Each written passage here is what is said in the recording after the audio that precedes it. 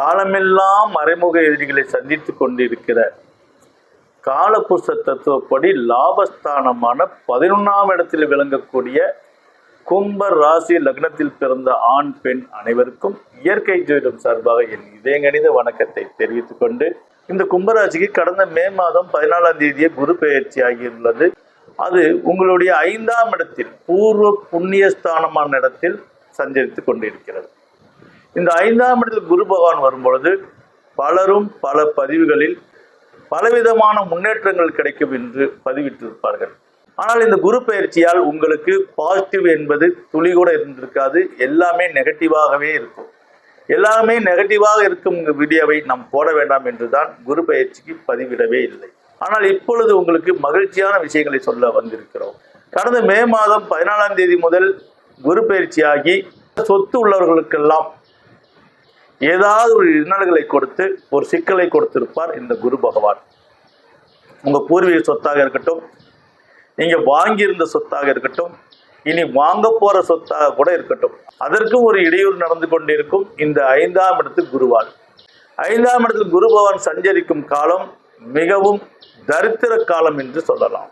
ஆனால் அதிசார குரு பயிற்சியாக வருகிற அக்டோபர் மாதம் 8ஆம் தேதிக்கு மேல் டிசம்பர் மாதம் 20ஆம் தேதி வரை அதிசாரமாக பெற்று மீண்டும் வக்ரம் அடைந்து குறைந்தது 140 நாட்கள் அதிசார குரு பயிற்சி உங்களுக்கு இடைவெளி விடப் போகிறது. எதிலெல்லாம் உங்களுக்கு தொந்தரவு இருந்ததோ அந்த தொந்தரவு எல்லாம் நீங்க போகிறது. உங்கள் வாழ்வில் எதிலெல்லாம் நீங்க ஜெயிக்க முடியலையோ அதிலெல்லாம் நீங்க ஜெயிக்க போகிறீர்கள். 6ஆம் இடத்தில் குரு மறைந்தால் எப்படி ஜெயிக்க முடியும் என்று சிலரும் கேட்கலாம். உங்களுக்கு ஃபேவரட்டான சுப கிரகம் எதுவென்றால் உங்களுக்கு சுக்கிர பகவான் தான் ஃபேவரட்டான கிரகம். அதே போல உங்களுடைய லக்னாதிபதியும் ஃபேவரட்டான கிரகம். இன்னும் கூடுதலாக புதன் கிரகம் உங்களுக்கு ஃபேவரட்டான கிரகம்.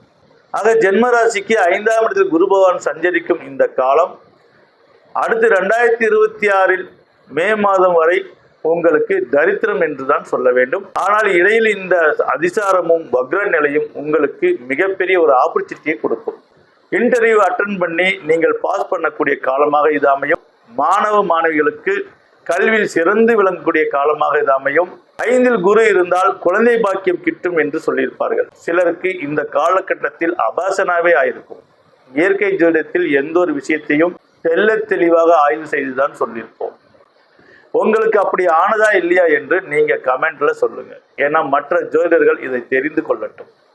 ஆக உங்களுக்கு இந்த காலகட்டத்தில் துர்பாக்கியம் தான் நடந்திருக்குமே தவிர குழந்தை பாக்கியமோ நல்ல திருமண வாய்ப்போ நல்ல தொழில் வாய்ப்போ கிடைத்திருக்காது. அப்படியே கிடைத்திருந்தாலும் அந்த தொழிலில் ஒரு இக்கு வைத்திருப்பான் இறைவன். நீங்க வியாபாரியாக இருந்தாலும் சரி, வேலைக்கு செல்பவர்களாக இருந்தாலும் சரி, இந்த காலத்தில் நீங்க வேலைக்கு ஜாயின் பண்ணியிருந்தாலும் சரி, புதிதாக தொழில் தொடங்கி இருந்தாலும் சரி, ஆரம்பித்த இடத்திலே தான் இருப்பீர்கள். அதாவது மிகப்பெரிய வளர்ச்சியை கொடுக்காமல் ஒரு சங்கட நிலையில் தான் உங்களை நிற்க வைத்திருக்கும். எவ்வளவுதான் கடுமையாக உழைத்திருந்தாலும் அதற்குண்டான லாபம் கிடைத்திருக்காது. வேலையில் நீங்கள் எவ்வளவுதான் திறம்பட செய்திருந்தாலும் அதற்குண்டான பாராட்டு கிடைத்திருக்காது.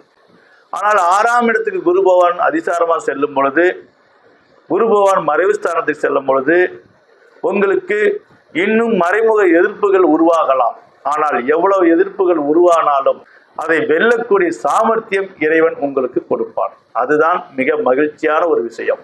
தன் வாழ்வில் எவ்வளவு வேணா செலவாகட்டும், அந்த செலவுக்கு ஒரு வரவு வேணும் அல்லவா? வரவு இருந்தால் தானே செலவு செய்வதற்கு கொஞ்சம் சந்தோஷமாக இருக்கும். வெறும் செலவுகளையே கொடுத்து கொண்டு இருந்தால், வரவுகள் இல்லாமல் இருந்தால் மனம் எவ்வளவு விரக்தி அடையுமோ அந்த விரக்தி தான் இந்த குரு பெயர்ச்சியால் உங்களுக்கு நடந்து கொண்டிருக்கிறது. சில ராசிகளுக்கு காலத்தால் அவ்வப்போது சோதனைகள் ஏற்படும். ஆனால் எப்பொழுதுமே சோதனையே சந்தித்துக் கொண்டிருக்கக்கூடிய ஒரே ராசி இந்த கும்பராசி. கும்பராசியில் ஆட்சியும் பெற்று மூலத்திரிகளும் அடையக்கூடிய சனி பகவான். இந்த சனி பகவான் எப்பொழுதும் நீதிக்கும் நேர்மைக்கும் உழைப்புக்கும் சொந்தக்காரர். ஆக தனக்கு எவ்வளவுதான் வருமானம் வந்தாலும், தான் ஒரு முதலாளியாகவே ஆனாலும் ஒரு வேலைக்காரன் போலதான் இவர்கள் நடந்து கொள்வார்கள். தன்னுடைய வாழ்க்கையில் எவ்வளவுதான் ஆடம்பரமான விஷயங்கள் நடந்தாலும், எவ்வளவு பர்னிச்சர் வாங்கினாலும், சோபா வாங்கினாலும் கொஞ்ச நேரமாவது கீழே உட்கார்ந்தாதான் உங்களுக்கு நிம்மதி ஏற்படும்.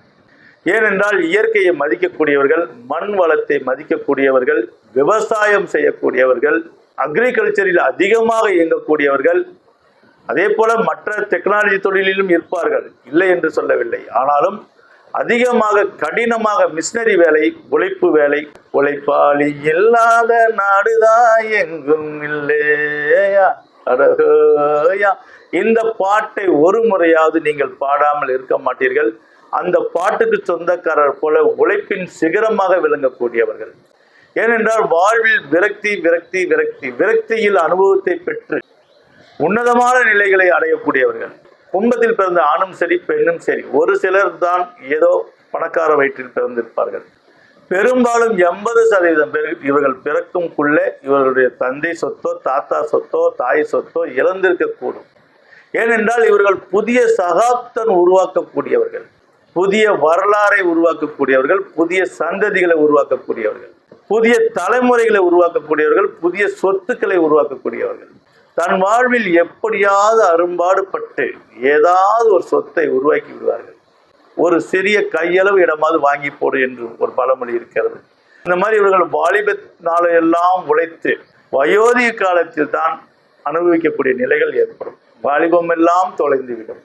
ஆனால் பார்ப்பவருக்கு வயோதிக காலத்தில் எப்படி பொழைக்கிறான் பாரு, இவெல்லாம் வாலிபத்தில் எப்படி இருந்தானோ என்று பலரும் சொல்லக்கூடிய நிலைக்கு தள்ளப்படுவார்கள்.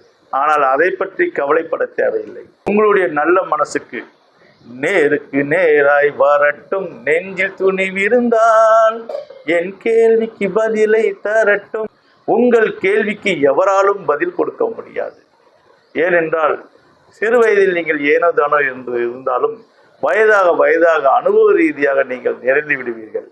உங்கள் கேள்விகள் ஒவ்வொன்றும் எவராலும் பதில் சொல்ல முடியாத அளவுக்கு இருக்கும். ஒருவன் எந்த துன்பத்தையும் படாமல் பணக்காரன் ஆனால் அந்த பணத்தோட அருமை தெரியாது. ஆனால் துன்பத்திலும் துயரத்திலும் விழுந்து விரக்தியை சந்தித்து அந்த நிலையில் ஒருவன் பணக்காரன் ஆனால் அந்த பணத்தின் அருமை அவனுக்கு தெரியும். இவர்கள் எதுக்கு செலவு செய்கிறார்களோ இல்லையோ, ஆன்மீக விஷயத்துக்கு மனம் வந்து செலவு செய்வார்கள். இவர்கள் வேண்டாத தெய்வம் இருக்காது. உலகத்தில் எத்தனை சாமி இருக்கிறதோ அத்தனை சாமியையும் தினமும் ஏதோ ஒரு முறையில் வேண்டிக் கொண்டே இருப்பார்கள். வேண்டுதல் வைப்பது, வேண்டிய பிறகு அந்த காணிக்கை செலுத்துவது, இந்த டார்கெட் எல்லாம் இவர்களுக்கு ரொம்ப பிடித்திருக்கும். அதே போல எந்த ஒரு விஷயத்துக்கும் அவனின்றி அணுவும் அசையாது என்ற தாரக மந்திர சொல்லுக்கும் மனதார ஒப்புக்கொண்டு வாழ்வில் எல்லாம் இறைவன் செயலை என்று மற்றவர்களை குற்றம் காட்டுவதை விட தன் தவறை திருத்திக் கொள்ளக்கூடியவர்கள் இந்த கும்பத்தில் பிறந்தவர்கள். மனிதனாக பிறந்த எல்லோருக்கும் மைனஸும் இருக்கும், பிளஸும் இருக்கும். ஆக மைனஸை சுட்டி காட்டுவதால் எந்த ஒரு பிரயோஜனமும் இல்லை. இவருடைய பிளஸை நாம எடுத்துக்கொண்டோம் என்றால் உழைப்பு உழைப்பு உழைப்பு 3 மந்திர சொல்லில் இவர்களுடைய விஷயமே அடங்கிவிடும். ஆக அப்படி கடினமாக உழைக்கக்கூடிய உங்களுக்கு இந்த அதிசார குரு பயிற்சி மிகவும் சிறப்பாக இருக்கும். உங்களுக்கு எதிலெல்லாம் தோல்வி வந்ததோ அத்தனை தோல்வியிலும் வெற்றி கிடைக்கும். இந்த இயற்கை ஜோதிடத்தில் வருமுன் காப்போம் திட்டம் என்று ஒன்று அறிவித்திருக்கிறோம்.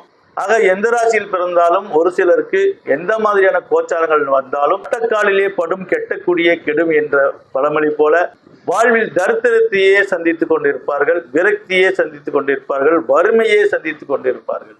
அப்படி உள்ளவர்களுக்கு இயற்கை ஜோதிடத்தில் வருமுன் காப்போம் என்று ஒரு திட்டம் கொண்டு வந்திருக்கிறோம். இந்த திட்டத்தின் மூலமாக விதி மதி கதி என்ற 3 விஷயத்தில், விதி என்பது பிறப்பு இறப்பு நம்ம கையில் இல்லை, மதி என்பது இன்னொரு பிறவை பெற்றெடுக்கக்கூடிய சக்தியை இறைவன் நமக்கு கொடுத்திருக்கிறான். இந்த விதியையும் மதியையும் யாரும் சரியாக கவனிக்கவில்லை என்றால் கதி என்ற நிலையில் விழ வேண்டும். கதி என்ற நிலையில் விழாமல் இருப்பதற்காகத்தான் இந்த வருமுன் காப்போம் திட்டத்தை இயற்கை ஜோதிடத்தில் உங்களுக்கு அறிமுகப்படுத்துகிறோம். இந்த வருமுன் காப்போம் திட்டத்தில் வாலிப பருவத்திலே கொஞ்சம் நல்ல நிலையில இருக்கும் பொழுதே நீங்கள் வந்து இணைந்து கொண்டால், பொதுவாக மனித வாழ்க்கை என்றாலே நெகட்டிவும் பாசிட்டிவும் கலந்ததுதான் வாழ்க்கை. ஆனால் நெகட்டிவே அதிகமாக இருந்தால் வாழ்க்கையை வெறுத்துவிடும்.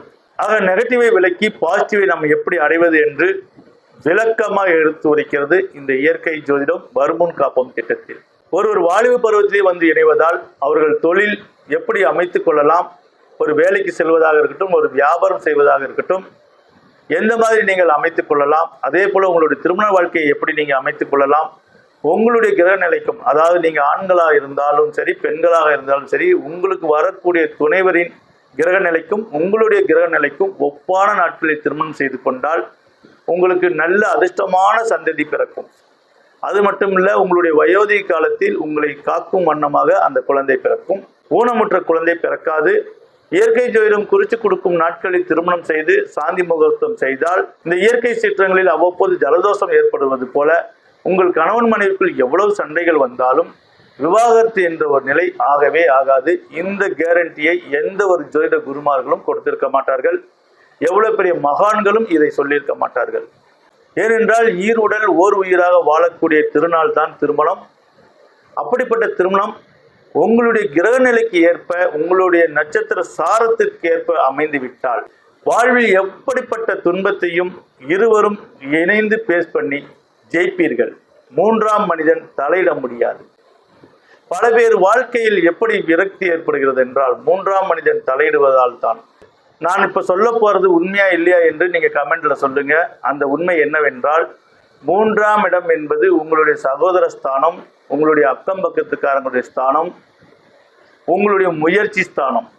நீங்க வாழ்வில் எந்த முயற்சி செய்தாலும் முதல் முயற்சி தோல்வியாக மாறும், இரண்டாம் முயற்சி தான் வெற்றியாக மாறும். அதே போல உங்களுடைய ஃபர்ஸ்ட் காதல் தோல்வியாக மாறும், ஃபர்ஸ்ட் வாழ்க்கை தோல்வியாக மாறும். நீங்க ஆணா இருந்தாலும் சரி, பெண்ணாக இருந்தாலும் சரி. அதே போல நீங்க முதலில் நீங்க வீடு வாங்குவோ இல்லை சொத்து வாங்கினாலும் அது ஃபெயிலராக தான் போகும், இரண்டாவது தான் உங்களுக்கு சக்சஸ் ஆகும்.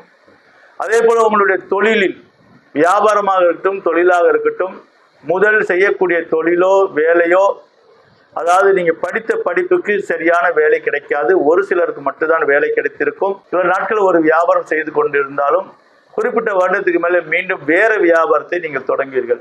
இதெல்லாம் உங்களுக்கு உண்மையா இல்லையா என்று நீங்கள் தான் கமெண்ட்ல சொல்லணும். ஏனென்றால் உங்களுடைய முயற்சி ஸ்தானம் மூன்றாம் இடமும் 10ஆம் ஸ்தானமான தொழில் ஜீவனஸ்தானமான இடமும் செவ்வாய் பகவானே. ஆக உங்களுக்கு எதிர்ப்புகள், போராட்டம், எதிரிகள் இல்லாமல் உங்கள் வாழ்க்கை ஒரு நாளும் அமையாது. இப்படிப்பட்ட கடுமையான விஷயங்களை கூட பேஸ் பண்ண முடியும் இந்த இயற்கை ஜோதிடம் வருமுன் காப்போம் திட்டத்தில். இதுவரை நீங்கள் கேள்விப்படாத இந்த வருமுன் காப்போம் திட்டம், எத்தனையோ குருமார்கள் உங்களுக்கு ஒரு சொல்யூஷன் கொடுக்கலாம். நீங்கள் இந்த காலகட்டத்தில் இந்த ஸ்தலத்துக்கு செல்லுங்கள், இந்த பரிகாரம் செல்லுங்கள் என்று தான் சொல்வார்களே தவிர, இது 2 மாதத்துல சரியாயிரும், இது 3 மாதத்துல சரியாயிரும் என்று சொல்வார்கள். அந்த 2 மாதம் 3 மாதம் கூட என்னவென்றால் அது அந்தரம், அதாவது தசா புத்தி அந்தரம். இந்த அந்தரத்தை குறிப்பிட்டு 2 மாதத்தில் உங்கள் பிரச்சனை சரியாயிரும், நீங்க கவலைப்படாதீங்க, உங்களுக்கு ஒரு ஆள் வருவாங்க, அதை சரி பண்ணிடுவாங்க என்றெல்லாம் நான் சொல்லலாம். இந்த கும்பராசி இருக்கும் இடம் 11ஆம் ஸ்தானம், அதாவது லாபஸ்தான். உங்களுக்கு என்ன லாபமாக அமையும் என்றால், பணங்காசு லாபமா அமையுதோ இல்லையோ, வாழ்வில் விரக்தியும் துன்பமும் சந்தித்து அதில் கிடைக்கக்கூடிய அனுபவத்தை கொண்டு ஞானத்தை பெறக்கூடிய லாபம் இவர்களுக்கு கிடைக்கும். கும்பத்தில் பிறந்தவர்கள் ஞானியாவது உறுதி. கும்பத்தில் பிறந்தவர்கள் ஜோதிட சாஸ்திரம் சொல்லும் அளவுக்கு திறம்பட இருப்பார்கள். அதே போல இவர்களுக்கு அடிக்கடி செய்வன பாதிப்பு ஏற்பட்டு கொண்டே இருக்கும், மற்றவர்களுடைய கண் திருஷ்டி ஏற்பட்டு கொண்டே இருக்கும். ஏதாவது ஒரு வழியில் இவர்கள் பாதித்து கொண்டே இருப்பார். இவர்களுக்கு ஒரு ஜான் ஏறினால் ஒரு முழம் சறுக்கும். ஆக இந்த மாதிரி நிலைகள் எல்லாம் நீங்க சரி செய்து கொள்வதற்காகத்தான் இந்த வருமுன் காப்பம் திட்டம் உள்ளது. வருமுன் காப்பம் திட்டத்தை பற்றி பல வீடியோக்களில் விரிவாக எடுத்து சொல்லியிருக்கிறோம். இன்னும் இந்த வருமுன் காப்பம் திட்டத்தின் அற்புதங்களை நீங்கள் தெரிந்து கொள்ள வேண்டும் என்றால் இந்த ஸ்கிரீனில் தெரியும் நம்பருக்கு கால் பண்ணுங்கள்.